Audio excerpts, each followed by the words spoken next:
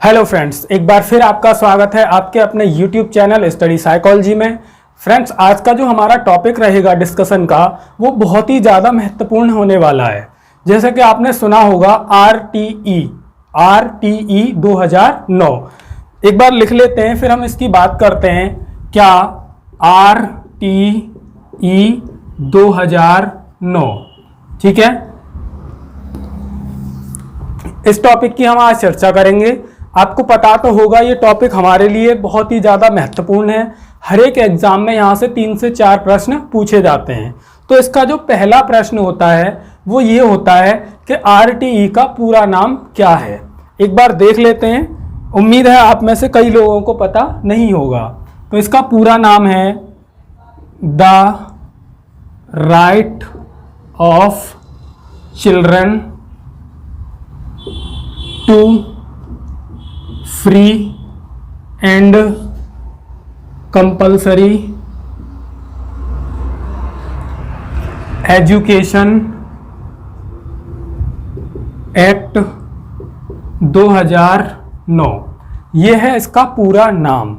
आप लोग क्या करते हैं, आप पढ़ देते हैं सीधा सीधा क्या, राइट टू एजुकेशन। क्या पढ़ देते हैं, राइट टू एजुकेशन 2009, जो कि क्या है, एकदम गलत है। ये पूरा नाम नहीं है। पूरा नाम ये है जिसका शॉर्ट फॉर्म यानी कि संक्षिप्त रूप होता है ये, ठीक है। तो हमें ये याद नहीं रखना है। अच्छा, हिंदी में इसका नाम क्या होगा? हिंदी में इसका नाम होता है बालकों के लिए निःशुल्क एवं अनिवार्य शिक्षा का अधिकार, शिक्षा का अधिकार अधिनियम 2009। ये इसका हिंदी में नाम है। सीटेट के एग्जाम में अब तक कई बार ये प्रश्न पूछा गया है कि RTE का पूरा नाम क्या है। सीटेट के अलावा जो KBS और NVS के एग्ज़ाम होते हैं उनमें भी इसका नाम पूछ लिया जाता है, ठीक है। आगे हम बात करते हैं कि ये जो हमारा टॉपिक है ये किसके लिए चलता है। पहले इसका थोड़ा सा ओवरव्यू जान लेते हैं कि ओवरव्यू क्या है। जैसे आपको पता होगा ये कितने से कितने साल तक के बच्चों के लिए था। ये था 6 से लेकर 14 साल तक के बच्चों के लिए, ठीक है। इसके अनुसार इन बालकों को खाना, ड्रेस, कॉपी, किताब और उनकी जो शिक्षा है वो एकदम फ्री कर दी गई। ऐसा करने वाला हमारा भारत 135वां देश था। यानी कि हमारे भारत से पहले 134 देश इस चीज़ को लागू कर चुके हैं, ठीक है। अब हमारे भारत में ये कब से लागू है? 1 अप्रैल 2010 से, जम्मू कश्मीर को छोड़कर, क्योंकि 2010 में जम्मू कश्मीर में एक अलग आर्टिकल था, क्या, 370। इसके कारण ये जम्मू कश्मीर में लागू नहीं हो पाया। वर्तमान का भी पता नहीं है क्योंकि शिक्षा नीति अभी आई नहीं है। शिक्षा नीति जिस दिन आ जाएगी तो पता चल जाएगा क्या ये जम्मू कश्मीर में लागू हो गया है या नहीं हुआ है। फिलहाल हम ये मान के चलेंगे कि 2010 के अकॉर्डिंग कि भारत के जितने भी राज्य हैं, जितने भी केंद्र शासित प्रदेश हैं, सिर्फ जम्मू कश्मीर को छोड़कर हर जगह ये लागू है 1 अप्रैल 2010 से, ठीक। तो फ्रेंड्स, हम आगे की और चर्चा कर लेते हैं थोड़ी सी। क्या कि ये जो RTE 2009 है ये हमारा 86वें संविधान संशोधन के द्वारा अनुच्छेद 21A में शिक्षा का मूल अधिकार जोड़ा गया। शिक्षा का मूल अधिकार जोड़ा गया।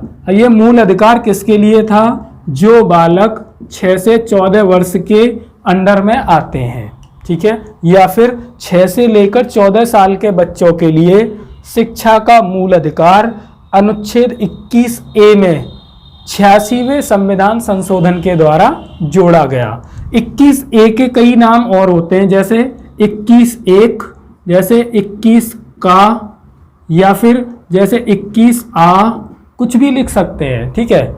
तो हमें ये पता होना चाहिए कि जो 6 से 14 साल के बालक होते हैं उनके लिए शिक्षा का मूल अधिकार किस अनुच्छेद में है? 21A में। किस संशोधन के द्वारा जोड़ा गया? 86वें संविधान संशोधन के द्वारा। फिर और थोड़ी सी आगे बात कर लेते हैं क्या कि इसी संविधान संशोधन के द्वारा अनुच्छेद 51A के द्वारा मूल कर्तव्य जोड़ा गया या बनाया गया। क्या? मूल कर्तव्य। ये कौन से नंबर का था? 11वां।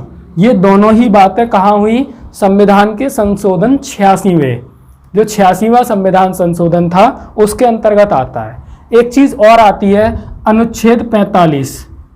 अनुच्छेद 45। अब ये अनुच्छेद 45 पेपरों में कई बार पूछा गया है। इन दोनों से क्वेश्चन नहीं बनता है, इससे बनता है, क्योंकि ये आपको किताबों में देखने को नहीं मिलता है।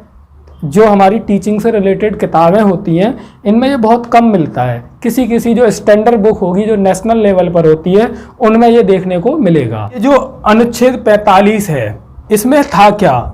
इसमें होते हैं नीति निर्देशक तत्व।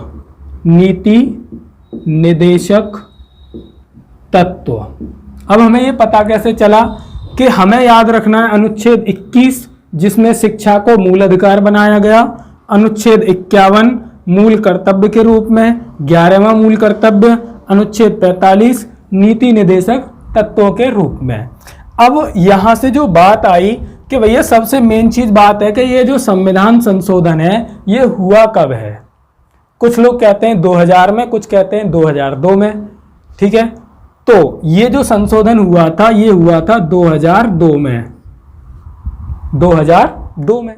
ठीक है, तो आगे की बात कर लेते हैं कि इन सब के बाद में और क्या क्या हुआ। हमने अभी कुछ देर पहले चर्चा की थी कि शिक्षा को निःशुल्क एवं अनिवार्य करने वाला हमारा भारत 135वां देश है। कौन सा देश है? 135वां देश जिसने शिक्षा को निःशुल्क मतलब फ्री, अनिवार्य मतलब कंपलसरी कर दिया। इससे पहले 134 देश शिक्षा को कर चुके हैं। क्या कर चुके हैं? निःशुल्क एवं अनिवार्य। आगे की बात कर लेते हैं क्या कि 1 अप्रैल 2010 से पूरे भारत में लागू। इसका मतलब क्या हुआ कि ये जो RTE 2009 है 2009 में बनके तैयार हुआ और जैसे ही हमारा नया सेशन स्टार्ट हुआ 1 अप्रैल को नया सेशन स्टार्ट हुआ तभी से ये कर दिया क्या? लागू। लेकिन ये पूरे भारत में लागू नहीं है। किसको छोड़कर? सिवाय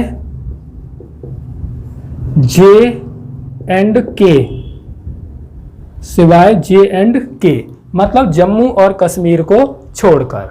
ठीक है, अब हम थोड़ी सी और चर्चा कर लेते हैं कि ये जो RTE 2009 है, ये जो अधिनियम है, इस अधिनियम में कितने अध्याय हैं, कितनी धाराएं हैं, कितनी अनुसूचियां हैं। जैसे हमारे संविधान में होती हैं, धाराएं होती हैं, अध्याय होते हैं, अनुसूचियां होती हैं, ऐसे ही इसमें भी हैं। तो इसमें 7 तो हैं अध्याय। एक बार मैं इसे रफ कर देता हूं, फिर इनका डिस्कशन करते हैं।